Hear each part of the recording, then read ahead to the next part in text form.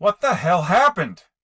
We're back with another episode of Trading Coffee and Drinking Forex, or whatever I called it, and I'm so upset I forgot to bring my coffee and my Forex. So what happened? Everything I predicted happened for about 3 days. Then it didn't happen, which means for a second I was up $20, couple hundred pips. Then this happened, and I'm down $50.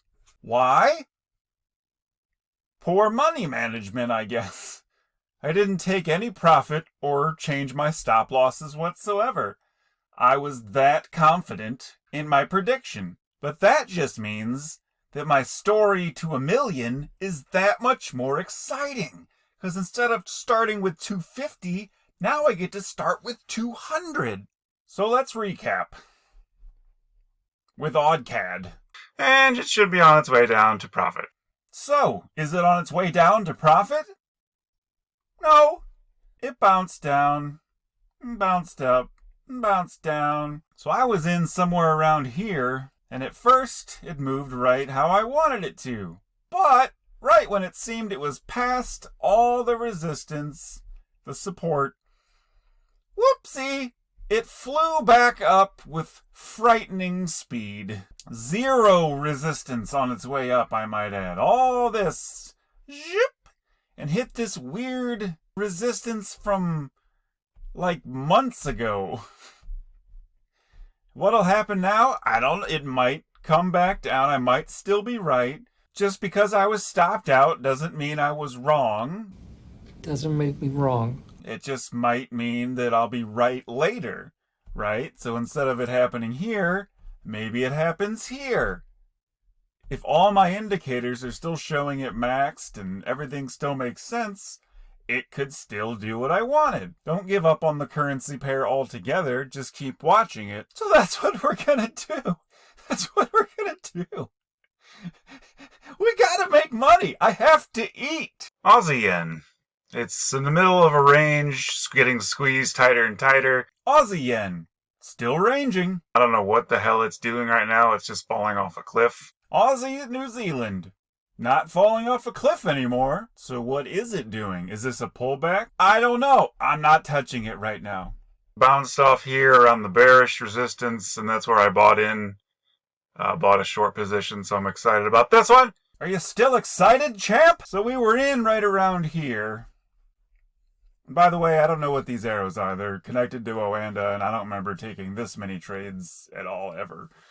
So, just ignore those. We were here. We were waiting for the huge push. The huge push passed. Boom! Got it. Big red candle. Okay, here we go. Taking off. Account full of money. Pow! Pow! Sir. Okay. Pow! Are you saying pow? Word. Pow! What are you saying? Pow! Word. Pow! Pow! Why does it keep doing that? Pow! This is not, if you're wondering what these are, this is not a pre-established support. This technically is just this, but it's this that it made after it went up. So it hit this tiny little bit here with a huge, oh, fuck you! And again, maybe it's just doing this and doing exactly what I said anyway, but I've been stopped out of all of my positions except my dollar positions. I'll keep watching. Maybe this is the week. The thing that I said's gonna happen actually happens. Where's my coffee? I have nothing to quench my parched throat. You're Aussie. It's in the middle of a short squeeze. Still in a squeeze, but it's at the bottom range of the squeeze. So if I wanted to, I could try to scalp 50, 100 pips out of that. EuroCAD. But right now I don't know what it's going to do. Don't really know. Still going up. I pass. Euro pound. Possibly starting a new downtrend. Definitive downtrend. We'll keep an eye on it. I'm actually in a short position from before all this started, and I don't know why. The short position that I didn't know why I was in actually did all right. It popped down to here, and I was able to get out of it for a couple dollars profit. Euro Z. I don't really know what it's doing. It's kind of jumping all over the place. I'll probably be watching all euros for this little bounce back downtrend thing they got going on. Euro dollar. The one I'm really excited about. This is the one I'm really looking at for the week. It should be freaking awesome. You excited now? Again, this happened. Just red bars, confirmation of everything I'd predicted. And then I went to work around here, got home, and, well, you know, it's just a pullback. It's definitely just a temporary pullback. Well, it's a very deep pullback. Well, okay, it's just gone back up to its previous resistance point, and I'm stopped out. Okay. All right. Okay. Again, maybe this is a false start. We're just resetting, and then we're gonna do the real thing. Here we go. I quit. Pound Aussie dollar. Like, maybe if I bought into it, it'd go to here, but that's not enough room for me to care. Probably should have bought in, like I said. Still technically bouncing around inside this short period, but it's also in a short-term uptrend. I don't know. I don't know anymore. Pound yen. Again, I don't really know what the pound is doing. I still don't really know what it's doing. Made a lower low, but then pulled all the way back to where it started. So what's it gonna do now? Don't know. This? I don't know. I'll be honest, I don't care anymore. This is ranging in between the tightest possible spot imaginable. This thing is in such a tight range, I'm afraid it might be squeezed into a diamond. Do something. Pound dollar. Nothing yet, but we'll look for the down. Look for the short. Tell me about the downtrend again, Brian. How about that downtrend you were looking for, Brian? Here's a tip. If you're gonna sell into a downtrend, wait for it to actually become a downtrend first. Tip of the day. This one's a little tough. The New Zealand CAD. I think it's at the end of its run. Do you, Brian? Do you think it's at the end of its run? Is this the end of the run you were thinking it was the end of the run at which it was the end of? Again, it's fun to predict tops. It's not very profitable to predict tops. I knowingly entered all my NZD shorts way too early. It was like here. It was around here. I didn't wait for anything, but I wanted to get all of my trades out of the way on Monday so I could just watch them the rest of the week. I watched them.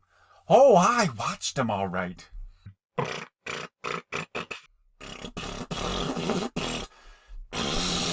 It's gonna see what it wants to do, and then eventually I think it'll pop back down. Look at all that popping back down it did, Brian. Popped all the way to the top down. The US dollar positions are the only ones that haven't been stopped out. Where is it? I entered Monday. Right here. You know, at least I waited this time.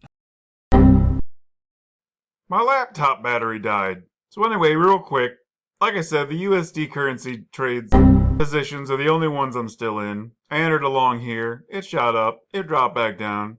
Hit around here, and I thought, I'm going to buy some more. Right around here. I have faith in America. And then it popped up. I don't know what it's doing. This is probably the continued down. Fell off a cliff. Rain, drains. And then all my indicators say it's out of steam. It was not out of steam. It's too dark in here. You need more lighting. Perfect. It did, in fact, not run out of steam. The indicators lied to me.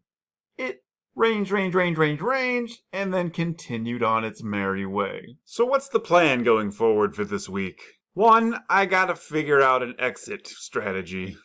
Some kind of indicator or take profit. Technically, I was up, so if I had just moved all my stop losses to break even, I wouldn't have lost $50. Do I take half? Do I reduce my position after a certain amount of profit? I don't like doing that because that means I'm doing something different with my take profit and my stop loss. I don't reduce my position when the price moves against me. So I like having, you gotta have at least a 1-to-1. If my stop loss is at 100 and I take half at 100 profit and then close out at 50 profit, that's a 1 to 0.75.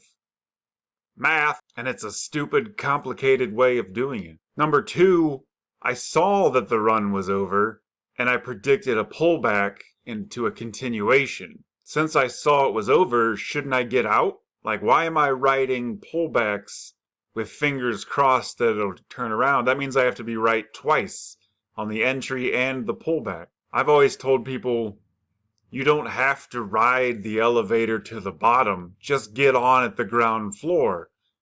Now, what's that mean? It means you don't have to be in it when it's moving against you. Just get in it when it starts moving in the direction you want to go.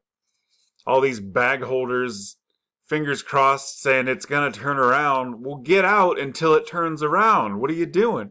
Number three, sleep and work are a disadvantage. I don't know what the Forex market is doing for 16 hours out of the day, and my current strategy doesn't take profits by pip amount or at a price level. It takes profits when the indicators show that there's no more room for it to go. So I can only guess at where it's going to end up. So it makes it really difficult to take profit. So that was week one.